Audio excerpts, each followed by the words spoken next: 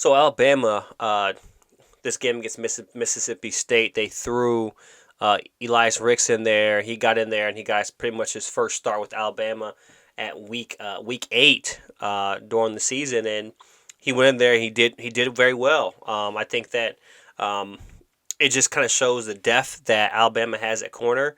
They don't have the best cover corners, but I mean, Kool-Aid's a great. He's a solid cover corner, but he gets beat a lot.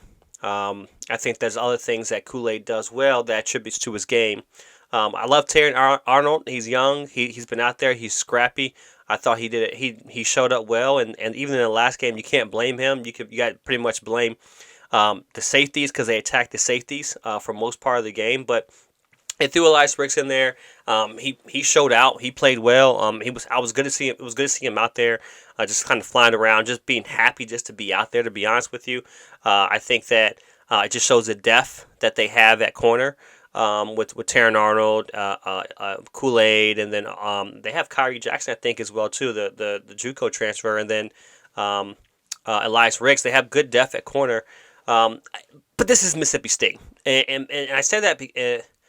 I said that because Mississippi State hasn't had they've only had one game where a receiver amassed over 100 yards. This is not a team that's known for their passing. Even though they pass the ball 60 times, to shut them down and not give up a passing touchdown or a huge amount of big plays, that's really good. But they didn't. This is not the best receiving core they're going to see. This is not Tennessee. This is not A&M.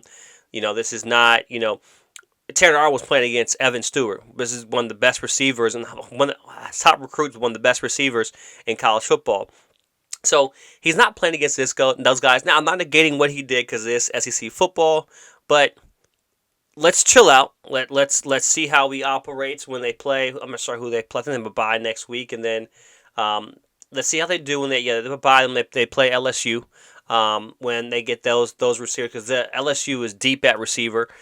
They just don't only have Butte, but they got an array of other receivers. J. Ray Jenkins, Neighbors, I think is solid. They have a bunch of receivers that'll really kind of try and test. Elias Ricks.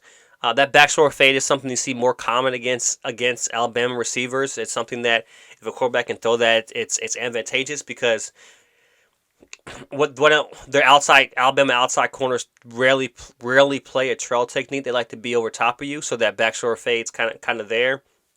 So it'll be interesting to see how Elias Ricks plays against some better corners. I love the way Alabama played. I think that I don't fault Bill O'Brien for his play calling in the second half. The game was kind of already in control.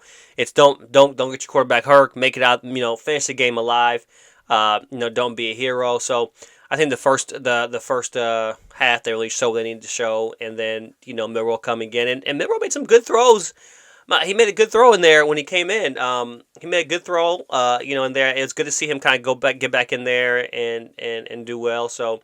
But they look good. It's a good bounce back game for Alabama, and I think that our next test, will be LSU, and we play against them and stop another running quarterback. So I'm pretty sure that LSU will probably draw up some of the same schemes that Tennessee did to try to catch Alabama safety sleeping. But I'm guaranteed Alabama will be prepared for that. So let's see what happens next week.